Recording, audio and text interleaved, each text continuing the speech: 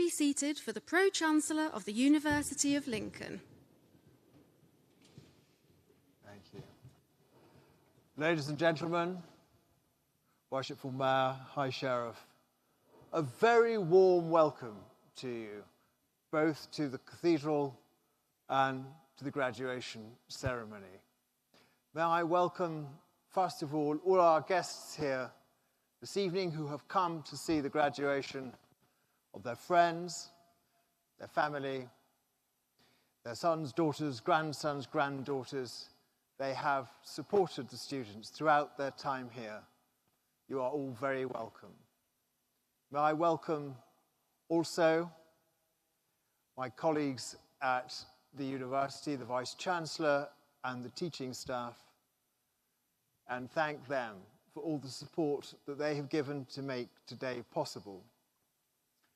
I'd also like to thank all the university's friends and supporters, particularly the Dean and Chapter of the Cathedral, and to thank them for making Lincoln the great university it is, and for making this graduation ceremony so special.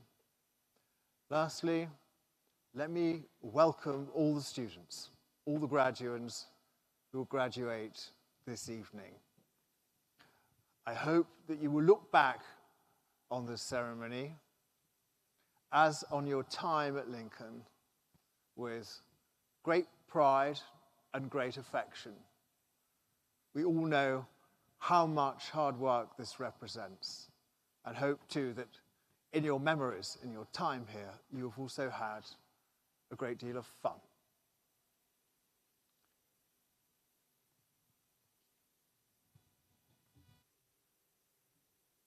Reverend Canon Rowena King will offer the congregation her welcome on behalf of the Dean and Chapter. Pro-Chancellor, Vice-Chancellor, distinguished guests, families, friends and graduands. It is my delight and my privilege to welcome you here today on behalf of the Dean and Cathedral Chapter, because alongside being a place of worship and pilgrimage, Lincoln Cathedral has been a centre of learning and education for over 950 years. So this evening, those of you graduating are joining with students across the centuries as you continue this special academic tradition. I invite you now into a moment of stillness in this house of prayer as I pray. God of wisdom, to whom we give thanks for the gift of learning, hear us now as we give thanks for those achievements we recognize today. And bless us with the continued gift of insight and knowledge into the wonder and beauty of creation, that our lives may be ever more fully enriched, and the world in which we live become ever closer to the image of your perfection. This I ask through Jesus Christ our Lord.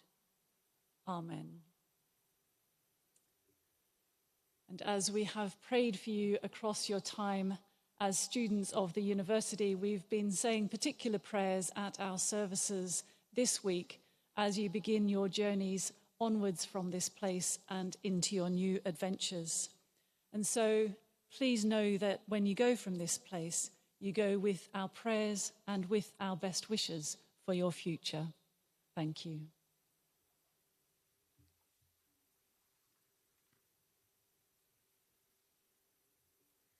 Vice-Chancellor of the University of Lincoln, Professor Neil Juster, will address the congregation.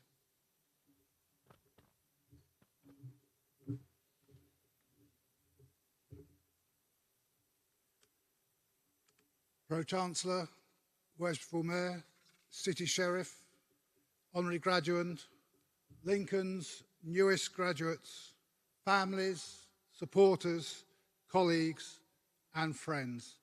It's also my great honour to welcome you to this graduation ceremony. This is a very special celebration of your achievements, a recognition of your growth and a tribute to your resilience. It is also our opportunity to send you into the next chapter of your life with the good wishes of the university behind you. Speaking for myself and for my colleagues, graduation is without doubt the highlight of our academic year. It's the moment that makes everything we do so worthwhile. Each of you have navigated your own path to get here, overcoming challenges, adapting to change, and making memories that will stay with you for life. But today you share a common achievement. You are all graduates of the University of Lincoln. This is your day, this is your moment. Enjoy it. But you did not make this journey alone. Take a moment to look around this beautiful cathedral. Here you will see family and friends who have been with you every single step of the way, as steadfast as the columns of this wonderful cathedral. Together with those who cannot be here today, they've encouraged you from the sidelines, shared your highs and your lows, reminded you to eat well and to stay safe. They may have challenged you at times, but above all, they have simply believed in you when you may not have believed in yourself. Behind me are some of my colleagues, your teachers. They've helped you build on your knowledge, imparted since your very first day in nursery or primary school. And at this university, a wide range of professional staff, from registration to accommodation, from student support to the library, have been part of your journey too. Many of these often unseen colleagues are here today, making this ceremony and the celebration around it run so smoothly. So graduates, before we go any further, please join me in thanking them all, your family, your friends, your supporters, and the staff at this university. Thank you very much.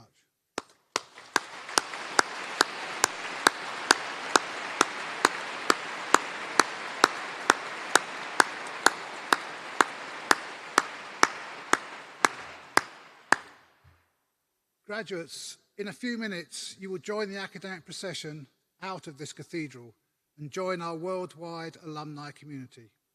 Before you do, it's traditional that I send you on your way with a few words of advice. So here is some food for thought. I would be surprised if any of you, living as students away from home, have not regularly cooked for yourselves. And I suspect many of you tried, at least once, to impress friends with a meal. Did you play safe with a recipe you knew well, or take a risk on something new? How did it work out? Nathan Myhrvold, once Chief Technology Officer at Microsoft and later a trained chef, said, "Cooking is an art, but all art requires knowing something about the techniques and materials." It's true, you need to understand the basics before you can combine them to achieve something truly remarkable. Life, like cooking, rarely works with just one ingredient. Flour alone doesn't make a cake, just as knowledge alone does not make a career. Flour needs sugar, eggs, butter, and just the right amount of heat before it turns into something worth sharing. In the same way, your degree needs to be combined with creativity, critical thinking, resilience, patience, and collaboration if it's to become something truly remarkable. At the University of Lincoln, we have given you the opportunity to bring these ingredients together. Creativity is the spice in your dish. It lifts and transforms everything it touches. Here you have learned to step out of your comfort zone, to try something new, to be bold. Critical thinking is the salt that sharpens and balances flavour. You are not the same people who first walked through our doors. You've developed the ability to question, to analyse, and to weigh evidence. Good food cannot be rushed, and recipes often need adapting, and that's where patience and resilience matter. Breads must rise, stews must simmer, flavours must blend. Patience keeps you steady when results feel so far away. Resilience helps you recover when things don't go quite to plan. Together, they are the invisible ingredients behind every so-called overnight success. And then there is collaboration, because a meal shared is always more meaningful than one eaten alone. You've learned to live, study, and socialise in a new community, enriched by new cultures and perspectives. That spirit of collaboration and community will sustain you long after today.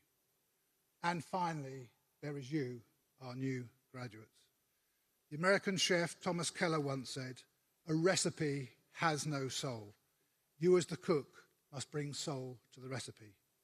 Success is never just about a formula. It's about the intention, imagination, and character you bring to the hot kitchen of life. My challenge to you is to keep experimenting with new ingredients, to keep adding to your store cupboard of knowledge and experience, and share what you create with others. Or as Julia Child once put it, try new recipes, learn from your mistakes, be fearless, and above all, have fun. Graduates, it's been our immense pleasure to watch you all grow with us. You now have the ingredients. It's over to you to create the recipes, and we cannot wait to see what you serve the world. Once again, my warmest congratulations to you all. And now, by the authority vested in me by the university, I'm pleased to confer upon you all the awards to which you are all entitled. Thank you.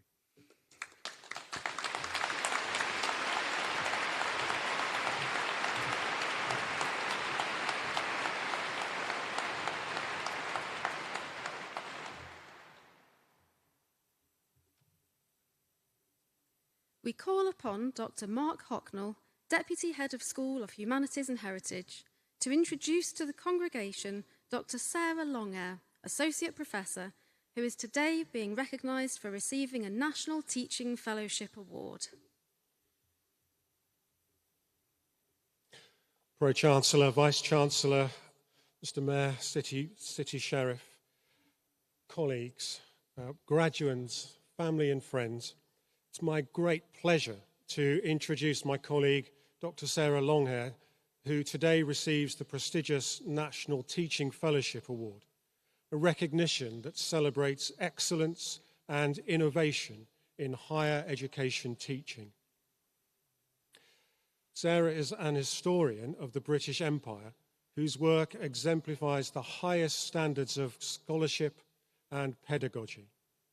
As a National Teaching Fellowship Award indicates, she is not merely a gifted educator, but a truly transformative one. She brings the past to life through her innovative use of objects, or as she aptly describes them, the stuff of the past, engaging people of all ages and walks of life by challenging them to think critically about their understanding of the empire and of its enduring legacies. Sarah is a true teacher-scholar whose research and teaching are seamlessly integrated. She's an internationally recognized expert in the history of the British Empire, author of one acclaimed book with a second eagerly anticipated and under contract with Cambridge University Press. Her scholarship directly informs her teaching. For example, in thinking how object-led approaches can help us to decolonize the curriculum. Today, we celebrate not just Sarah's individual achievements, but her vision of education as a collaborative endeavor that builds bridges between the past and the present, between institutions, and between diverse communities of learners. Her National Teaching Fellowship stands as testament to the profound impact that passionate, innovative teaching can have on students, on colleagues, and the wider educational landscape. So it's a great pleasure and privilege to present Dr. Sarah Longair for the award of a National Teaching Fellowship.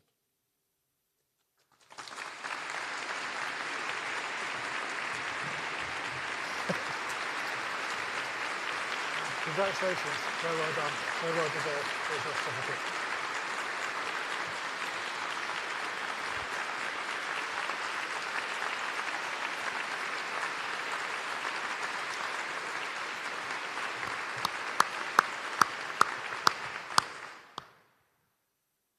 It now gives me great pleasure to invite our National Teaching Fellowship recipient, Dr. Sarah Longair, to address the congregation.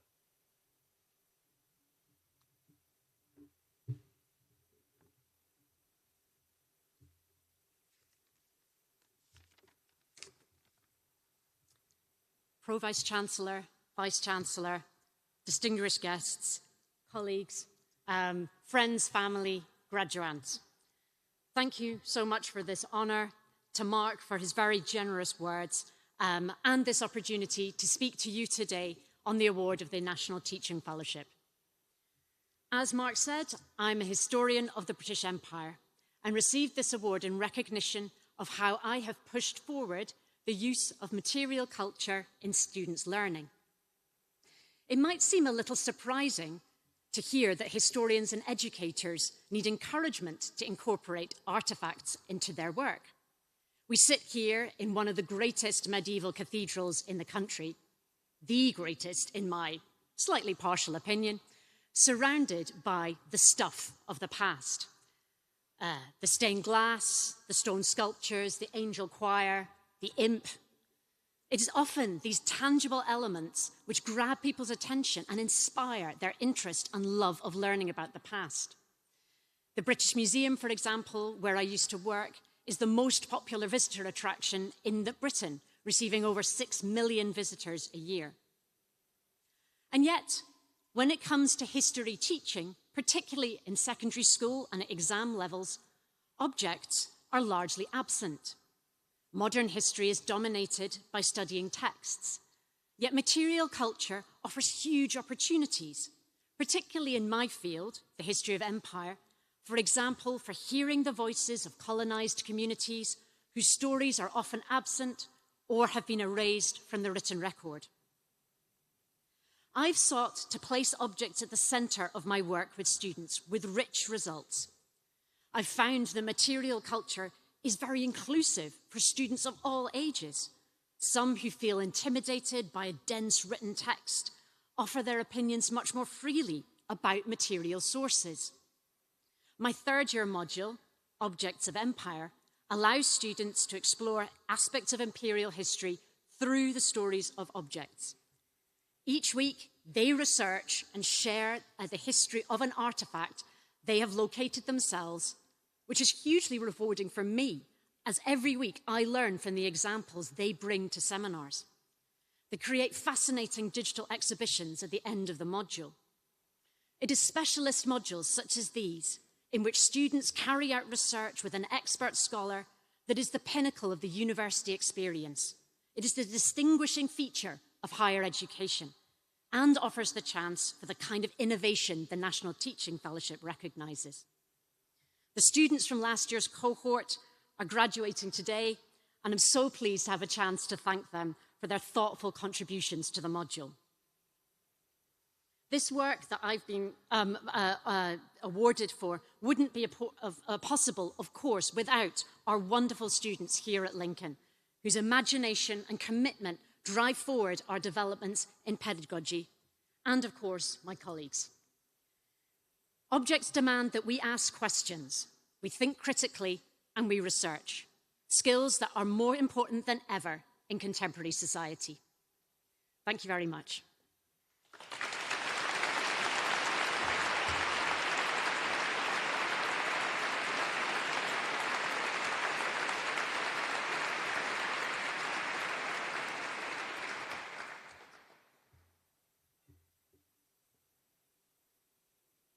Dr. Mark Hocknell, Deputy Head of School, will present graduands who are receiving their awards this evening.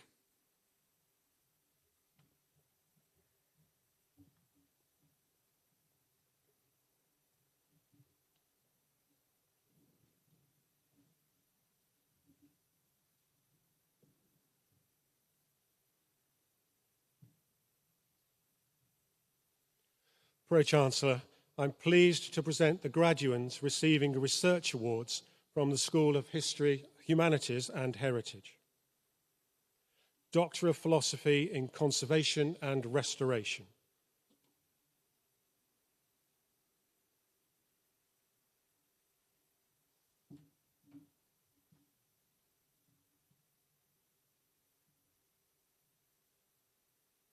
For her thesis, Threads of Identity, Conservation, Material Culture and Masculinity within John de Laval's Tapestry Interiors at Doddington Hall, 1759 to 62. Leah Kirsty Warrior Woods.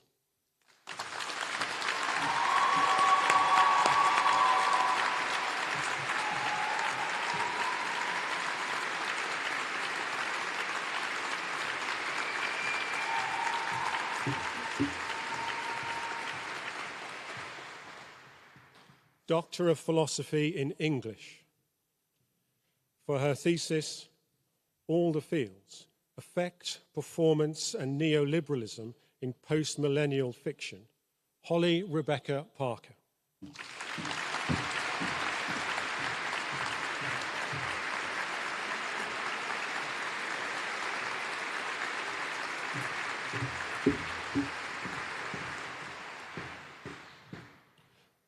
For their thesis, Writing the Writers, the Double Fictionality of Literary Biofiction, Patricia Ann Stewart Reed.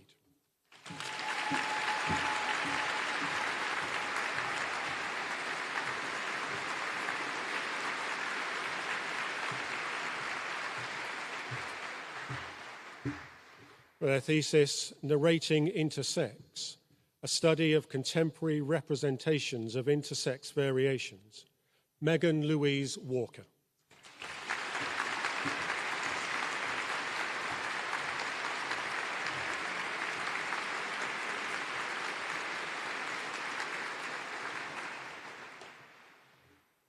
Doctor of Philosophy in History.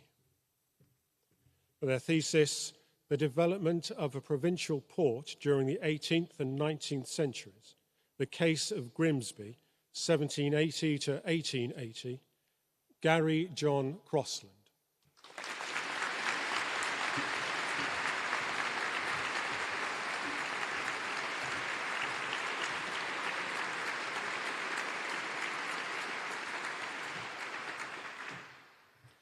Doctor of Philosophy in Philosophy. For her thesis, Analysing the Anselmian Being and God's Moral Obligations Towards Rational Beings, Zaiba Saxena.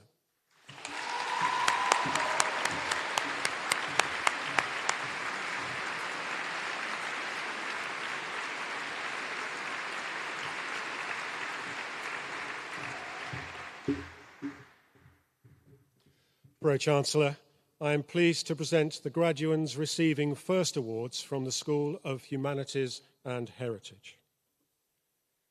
Bachelor of Arts with honours in Art History and History.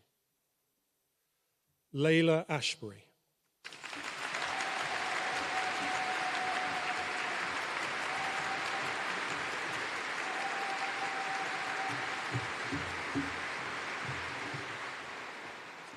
Jasmine Hayton.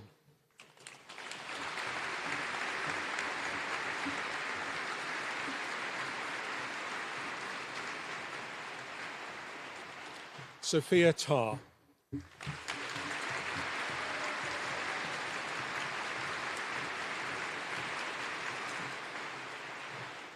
Toby Watson.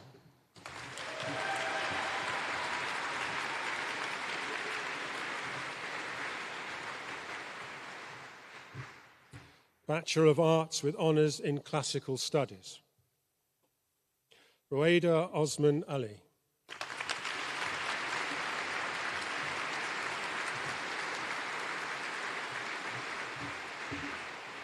Natalie Jane Clement.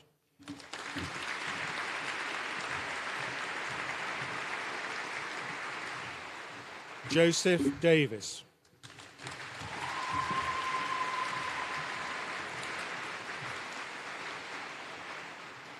Molly Dumbrell.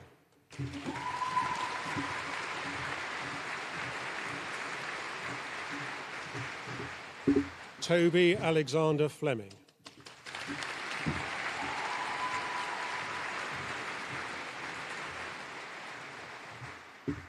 Elijah Holmes.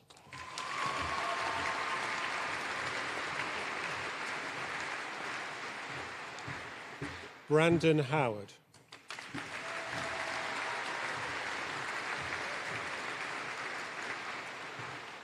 Charlie Jarvis.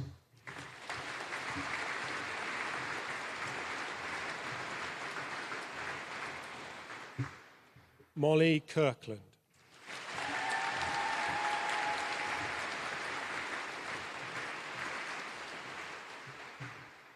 Victoria Mountain.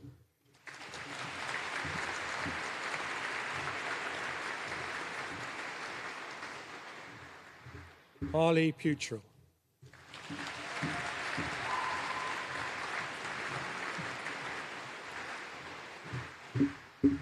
Lauren Pugsley.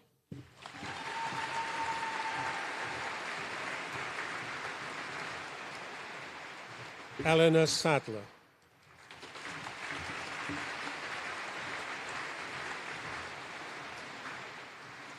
Edward Shortland.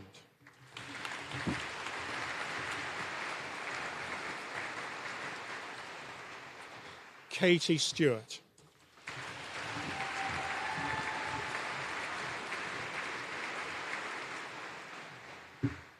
Aniko Toth.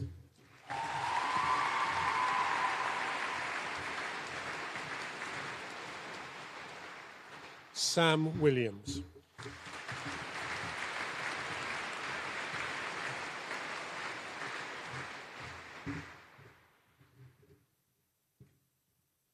Bachelor of Arts with Honours in Conservation of Cultural Heritage.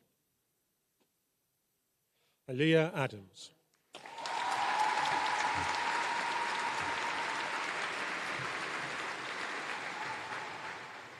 Alexandra Bayman Coombe.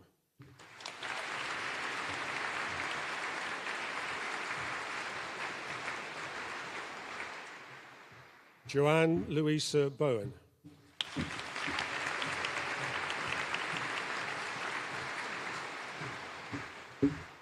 Amy de Alwis.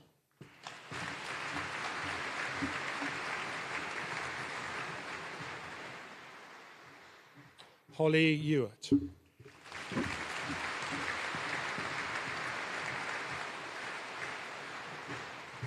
Kate Fortescue.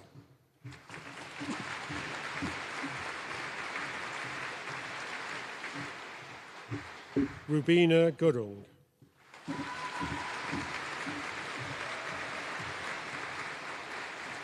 Michael Hall.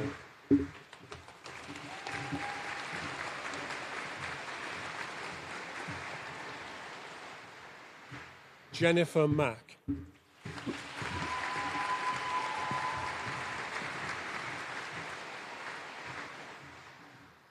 Francesca Neary.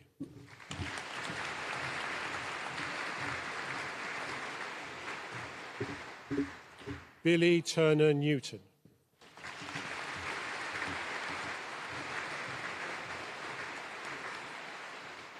Sophie Nimmins.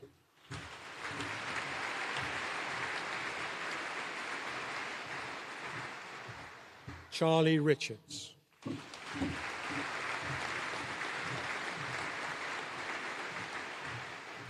Zara Yates.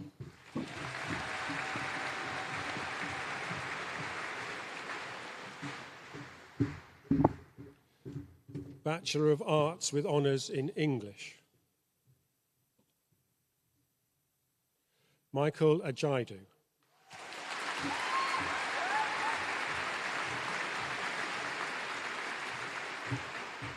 Amelia Banks.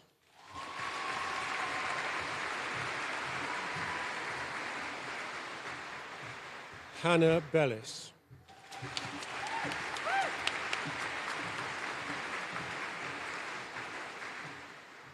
Hazel Cannon.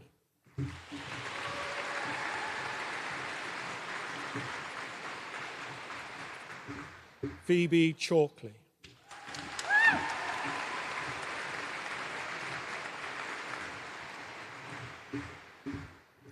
Courtney Chalice Reeve.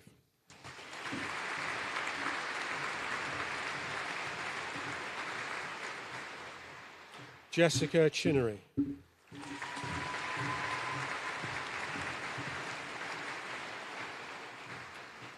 Grace Abigail Cook.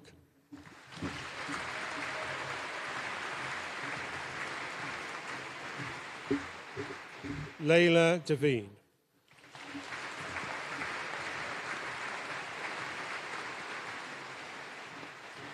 Shauna Hartmink.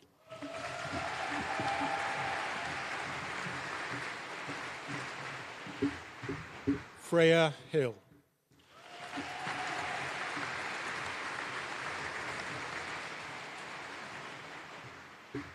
Vance Jackson.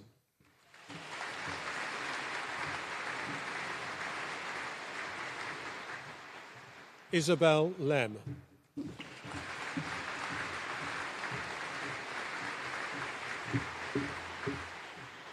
Jessica Jane Lucas.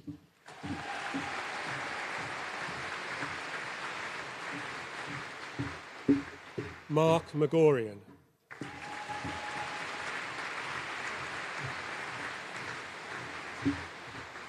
Caitlin Parks.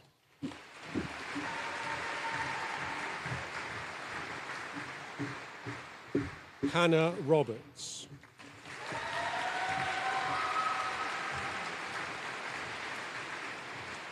Joe Rogers.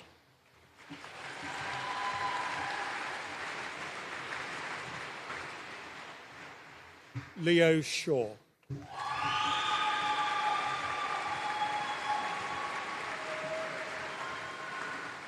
Madeline Simpson.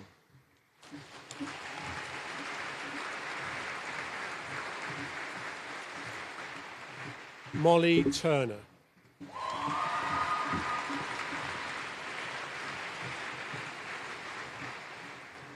Joseph White.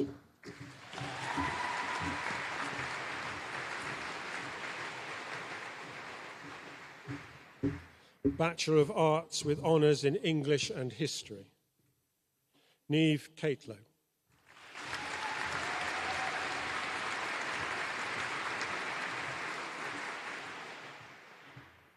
Kaylee Duncan.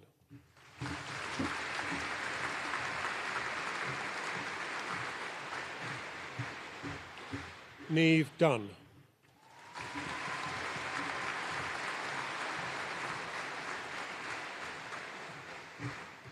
Emma Frith.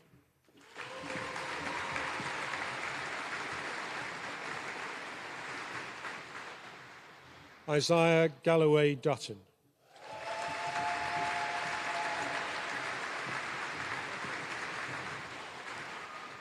Chloe Harley.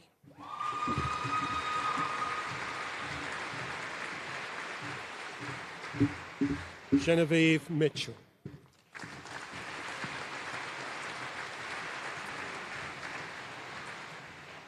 Kira Murray.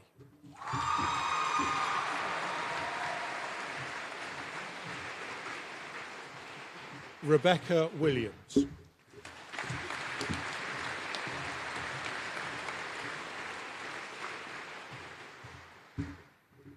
Bachelor of Arts with Honours in English and History Studies, Michael Gady.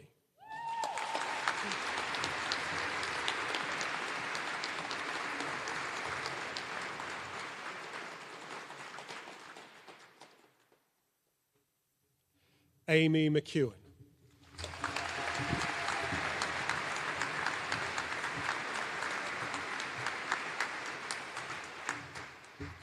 Hannah Nevin.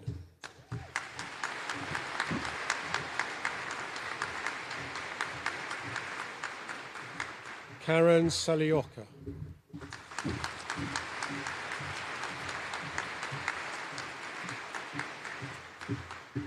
Ruth Timer.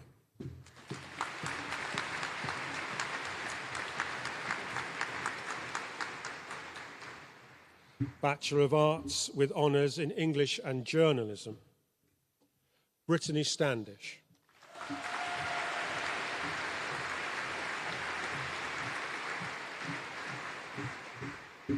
Olivia Tunstall.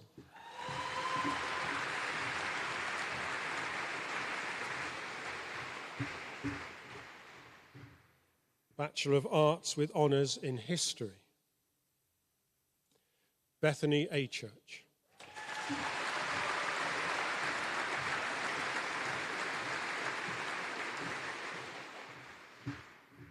Hudson Aitken.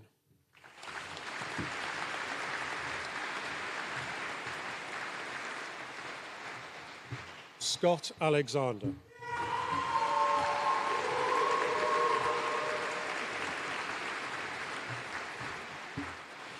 Bryony Amos.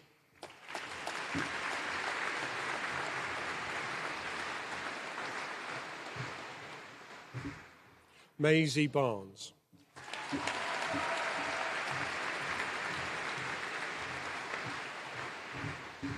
Rosie Barnes.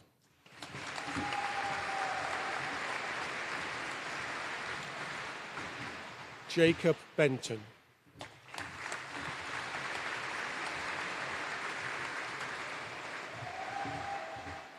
Edward Beryl.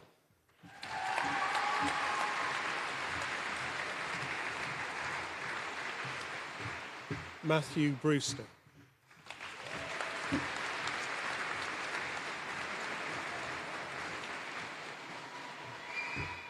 Lucy Bryan.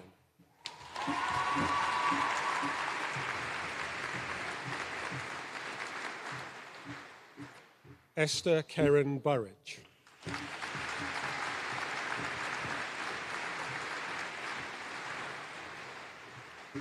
Tabitha Burrell.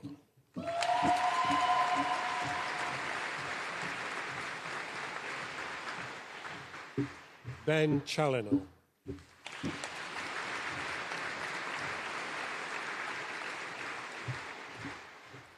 Cassia Chapman.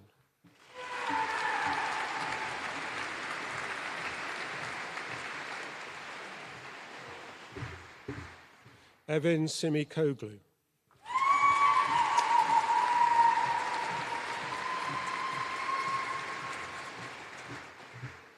Holly Clark.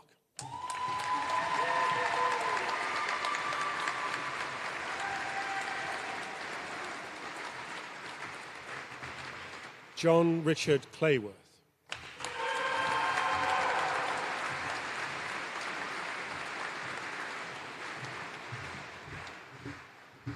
Thomas Cobley.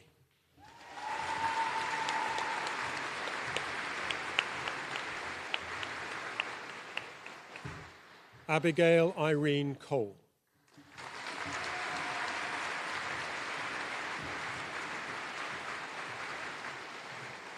Peter Darwin.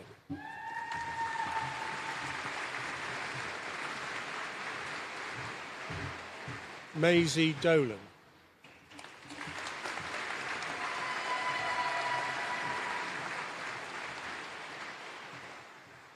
Ellie Ebbs.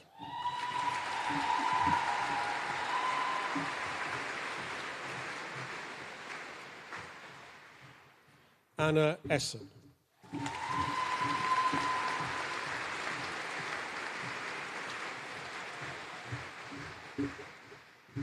That concludes the first part of the presentation of awards.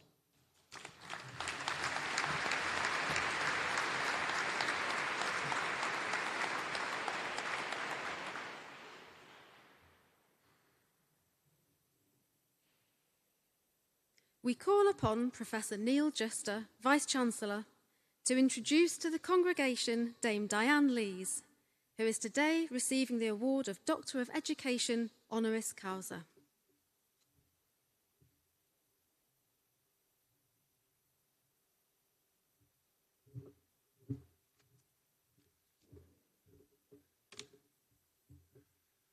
Pro-Chancellor, I'm pleased to present to you Dame Diane Lees, on whom the governing body has agreed to confer an honorary degree of Doctor of Education. Dame Diane Lees has provided institutional leadership, led transformative museum projects, and developed cultural strategies. She's been a pioneer throughout her professional life, leaving positive legacies in all of her roles. Di's contribution directly to the university have been invaluable, having served as chair of the University of Lincoln's Board of Governors for 6 years between 2018 and 2024. Di began her professional life as an historic buildings researcher, shaping her love for stories etched in architecture. From there, she moved into the lifeblood of modern museums, exhibitions, education, and interpretation. She played pivotal roles in rescuing and relocating a hat block manufacturer's workshop in Manchester, preserving a quirky slice of industrial heritage. She also contributed to the recovery and display of the Mary Rose and the redesign of the Nelson Gallery, both in Portsmouth Historic Dockyard.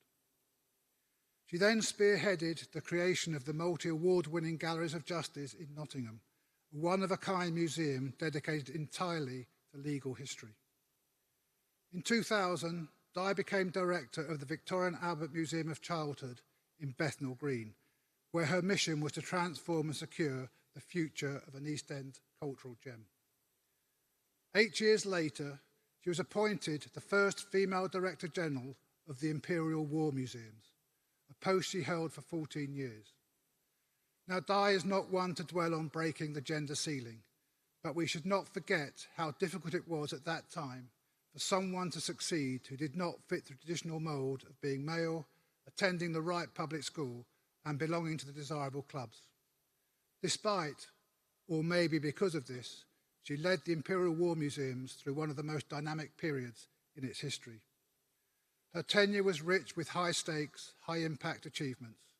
She steered the organisation through the First World War centenary commemorations, including opening the First World War galleries in London in 2014 and commissioning Peter Jackson's documentary, They Shall Not Grow Old, a visceral reimagining of the First World War archives. By 2016, she had overseen the redevelopment of the Imperial War Museum's American Air Museum at Duxford, followed by the completion of the Holocaust galleries in London in 2021. All of this was underpinned by more than £90 million of fundraising and investment, reshaping the museum's reach and narrative capacity. Since stepping down as Director General in 2023, she has continued to work as a cultural consultant and charity advisor. In recognition of her outstanding contributions to museums and cultural heritage, she was appointed Commander of the Order of the British Empire in 2015 and elevated to Dame Commander in 2022. Di lives on the Nottinghamshire-Lincolnshire border and, as if leading the Imperial War Museums was not enough to fill her time, she wanted to give back to the community. She joined the board of the University of Lincoln in 2014, becoming chair in 2018. During her time on the board, the university grew significantly. We created new departments in pharmacy, mathematics and physics, and geography, and established the Lincoln Medical School. We built or converted many buildings and facilities, including the Ross Lucas Medical School. We created the Lincoln Science and Innovation Park in partnership with the Co-op, won the Queen's Anniversary Prize for our work in agritech, and began the process of establishing the Barbican Creative Hub. Di's support ensured we remain a leading player in the creative arts. In short, the university has moved from being a small, locally recruiting university near the bottom of the league tables to an institution of national and international reputation with a huge economic, cultural and social impact in Lincoln and the East Midlands. None of this would have happened without the steady temperament, wisdom and sure hand of Di as chair of the board. Di was chair when I was appointed as Vice-Chancellor, and I must add my personal acknowledgement to her significant abilities in that role, sharing her experience, providing support and guidance, and most importantly, offering challenge to ensure that the university has continued to grow and to excel. Di built her professional career on the foundations of knowing how to tell stories in ways that draw audiences to the museums she has led and transformed. But it's not just about telling stories, it's about making them concrete. To do this, she's had to lead significant fundraising and develop assets. This unique combination of abilities has helped shape the university for over a decade. I know my colleagues are extremely grateful to Di for helping to make the university what it is today. Pro-Chancellor, In recognition of these outstanding contributions to cultural heritage and to the development of the University of Lincoln, I invite you to confer on Dame Diane Lees the degree of Doctor of Education honoris causa.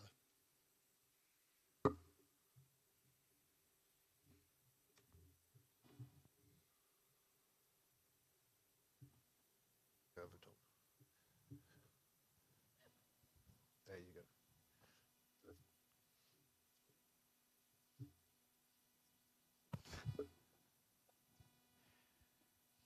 By the authority vested in me by the university, it is my privilege to confer upon you the award of Doctor of Education honoris causa and to welcome you amongst us. You can put that back on for us. One more up. Before you speak.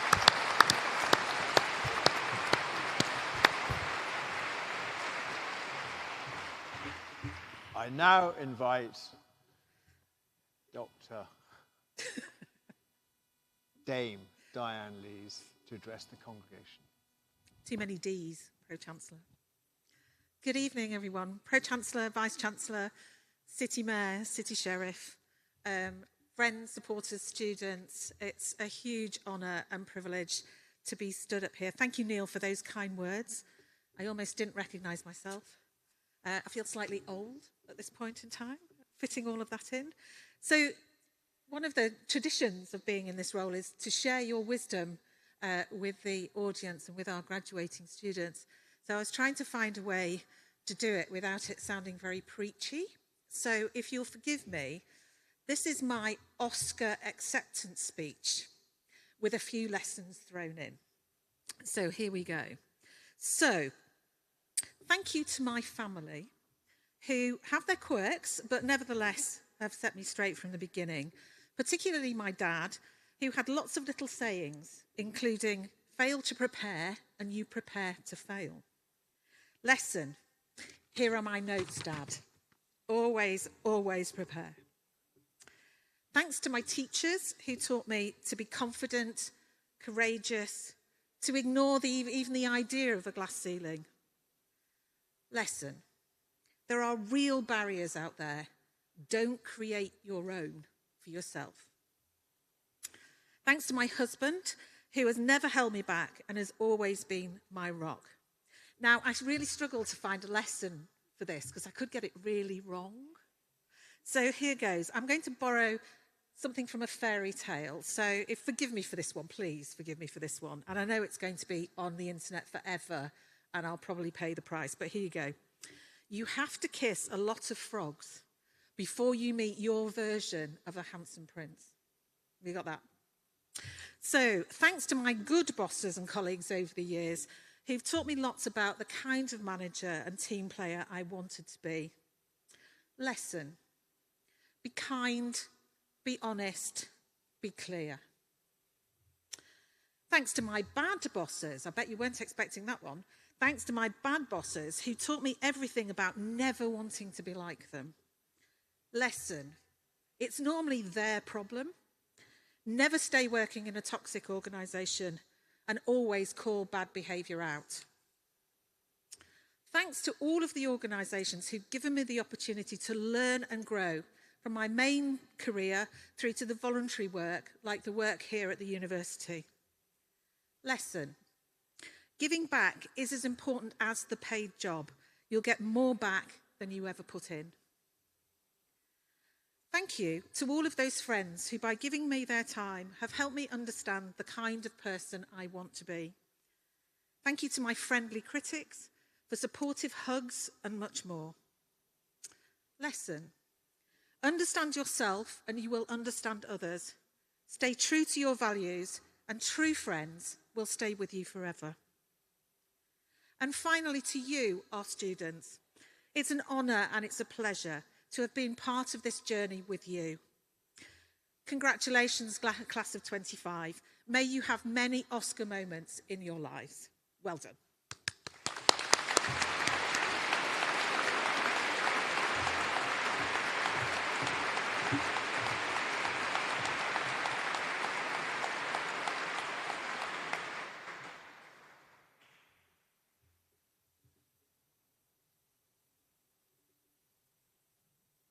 Dr. Mark Hocknell, Deputy Head of School, will continue presenting the graduands who are receiving their awards this evening.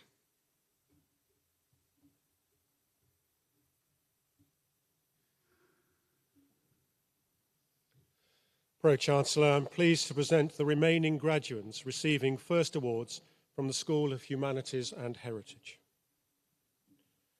Bachelor of Arts with Honours in History. Joseph Finney.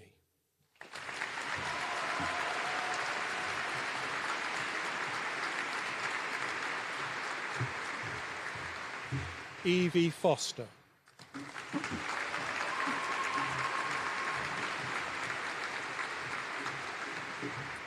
Charlotte Franks.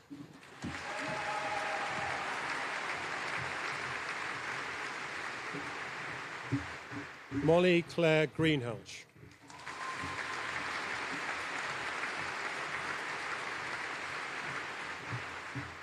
Emma Grundy.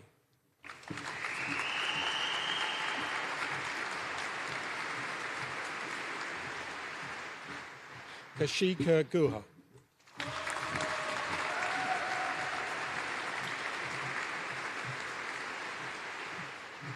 Katrina Hallworth.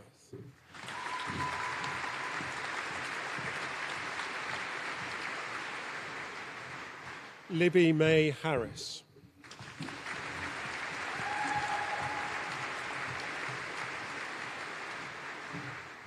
Sophie Hobby.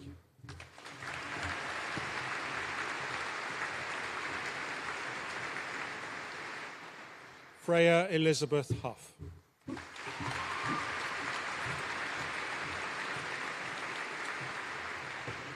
Oscar Hoyle.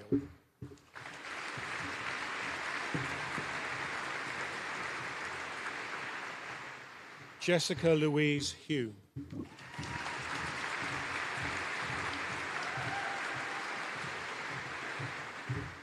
Sasha Janowski.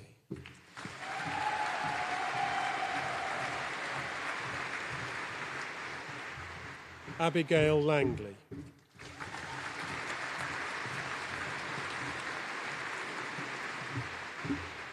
Ariadne Lord.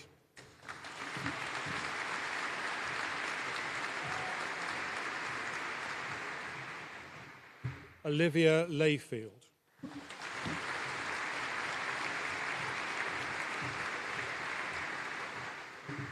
Jonathan Lowe.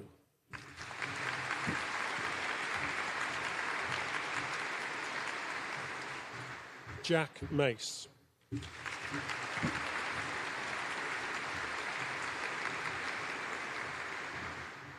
Roman Maddern.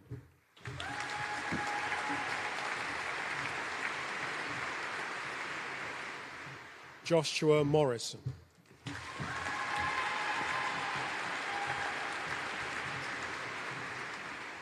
Georgia Newton.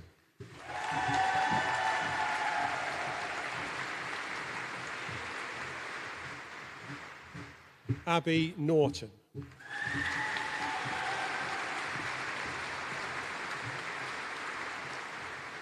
Amy Page.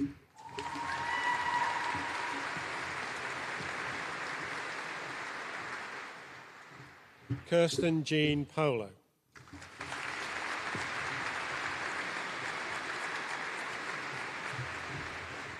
Joshua Pettinger.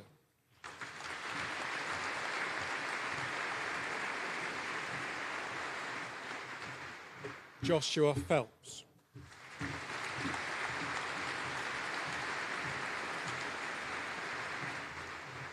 Freya Louise Powell.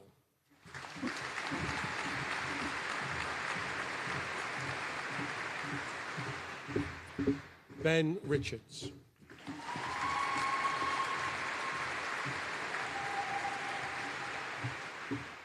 Ethan Ritchie.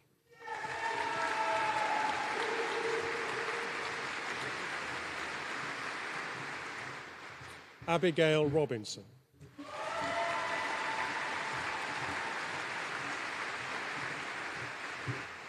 Joseph Rooney.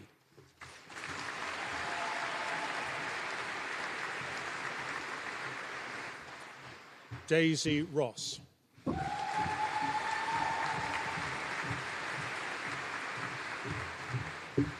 Louise Jean Rouse.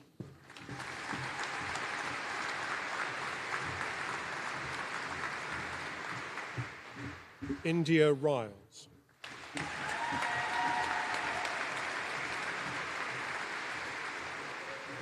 Oliver Saunders.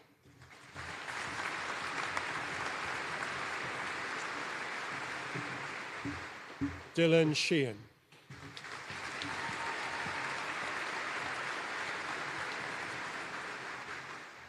Toby Schoenfeld.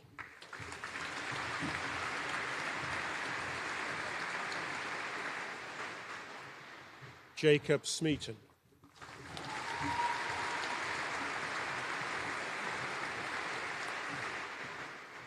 Alexander Smith.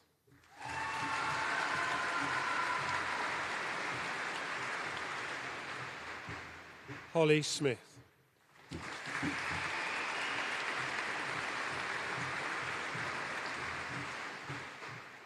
Amelia Rose Chaplin.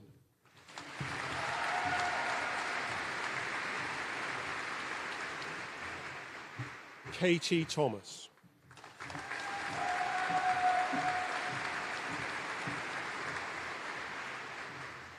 Rebecca Tribe.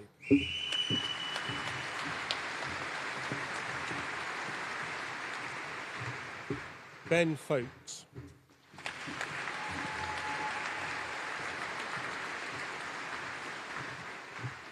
Felix Walton.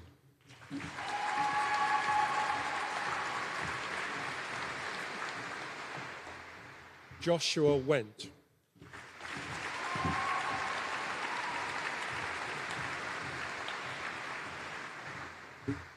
Harry Wilkes.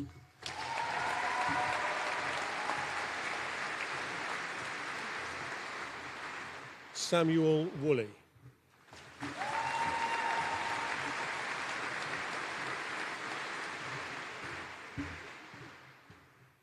Michelle Zaitchenko.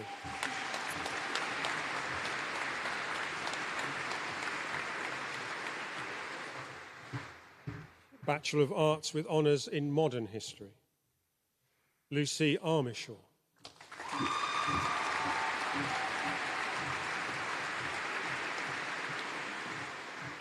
Jodie Barrow.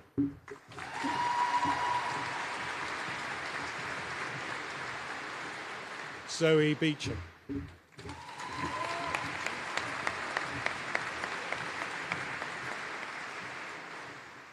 Taylor Bowness.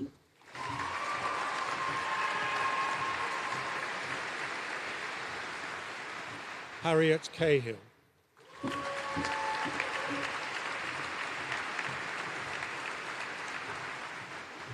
James Carrick.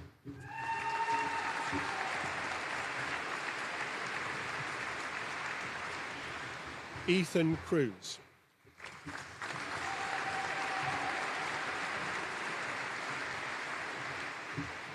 Ben Dawson.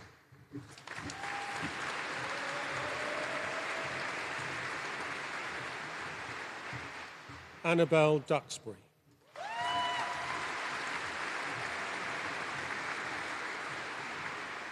Alicia Jeffrey.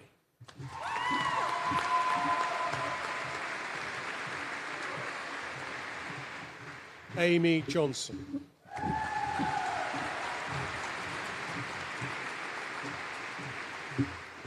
Lewis Kirkwood.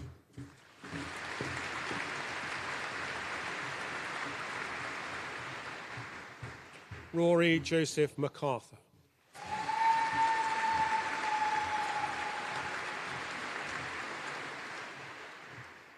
Elliot Page.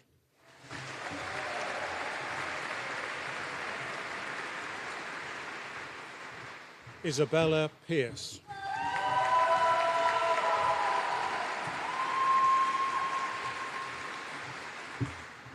Isabel Reed.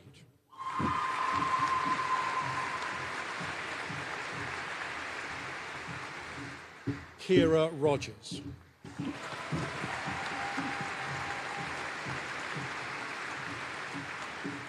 Aidan Roundtree.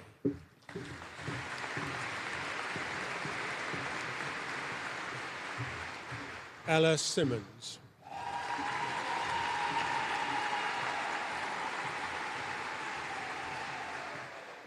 Alex William Peter Smith.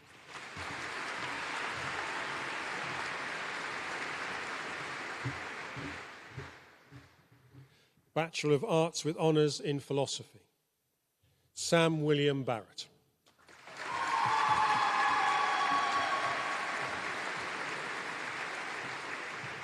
April Bellamy.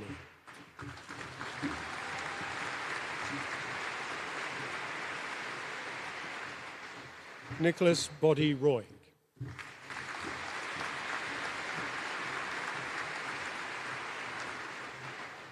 Alexander Cook.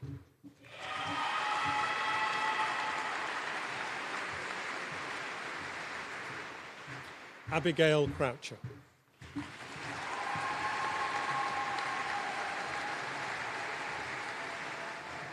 Joseph Fitzjohn.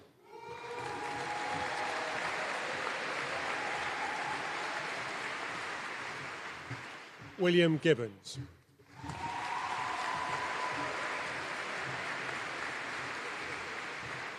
Howard Goldstraw.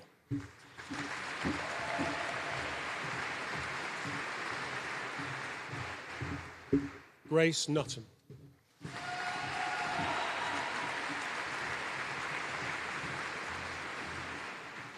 Stanislav Krachik.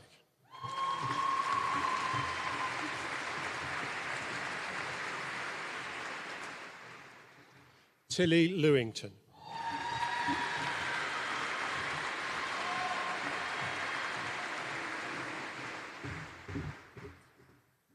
Olivia Matefield.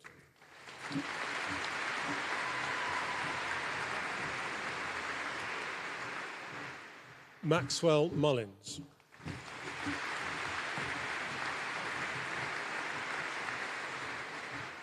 Georgia Pannett.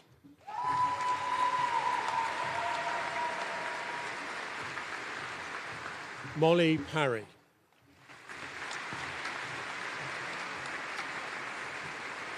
Ruby Robinson.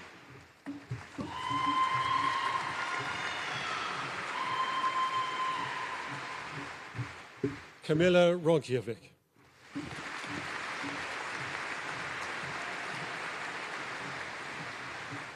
Spencer Salmon.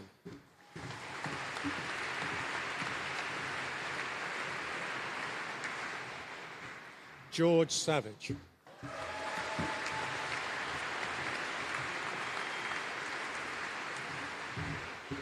Charlie Slocum Poole.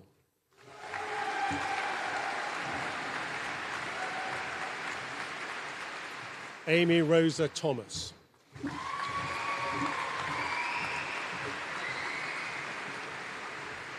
Emily Turnbull.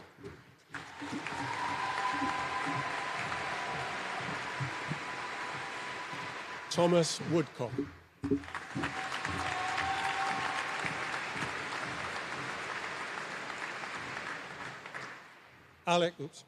Alex Wright.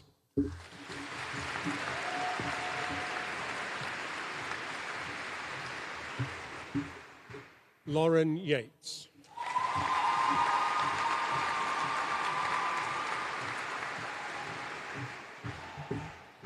Graduate Diploma in Conservation Studies.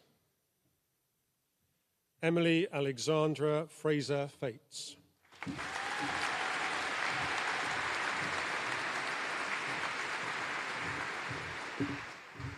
Ella Marie Maud.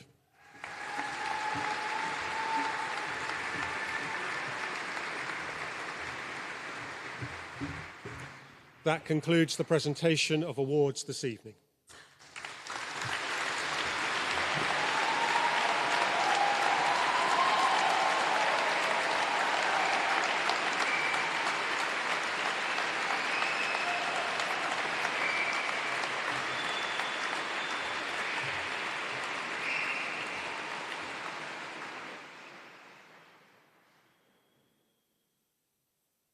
We now invite Tabitha Burrell to say a few words on behalf of those graduating this evening.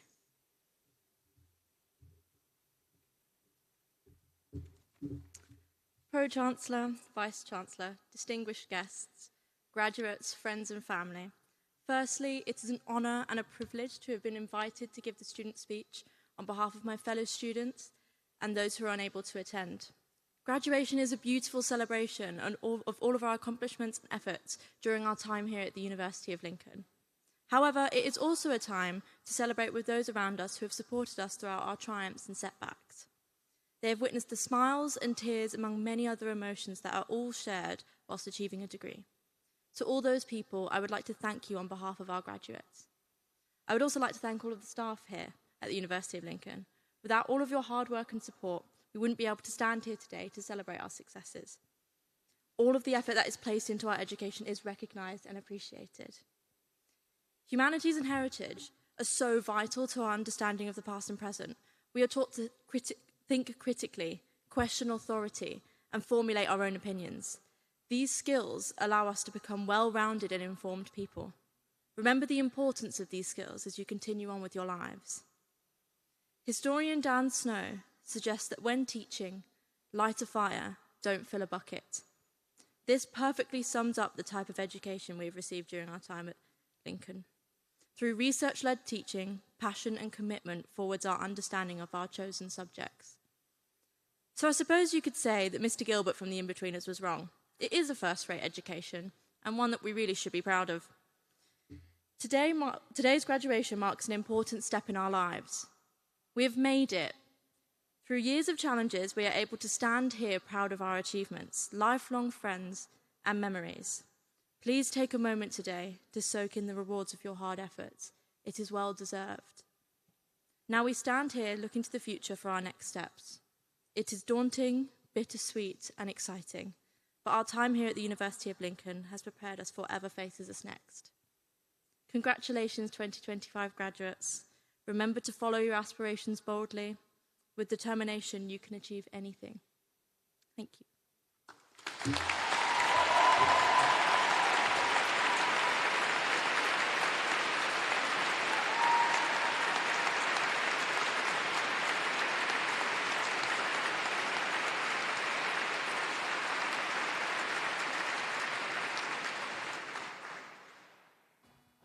Well, ladies and gentlemen, our ceremony is drawing to a close now. Let me say a warm thanks to all of our guests for having taken such an enthusiastic part in the celebrations this evening, and to our graduates to say that we all at the university wish you every success in your chosen career. You are graduands when I spoke to you this morning, earlier today, you're now graduates. And as graduates, there are two things that I'd like to say to you. One, that you may have finished your time at the university, but you are now part of the community of the University of Lincoln. Lincoln is now your alma mater, and we shall follow your careers with interest and hope very much that you stay in touch with us and that in the future you find a way both to stay in touch and to help the university with future generations of students. The second thing I'd like to say is my great privilege to invite graduates to join, as they rightfully should, the academic procession, which will leave shortly from here. We'll make our way down the aisle, and because of the weather, we will stop at the back of the church, but everyone is invited to proceed to the castle, where there will be refreshments and where I hope the celebrations will begin. So once again, thank you all and wish you every success, and please join with me in congratulating our graduates this evening. Well done.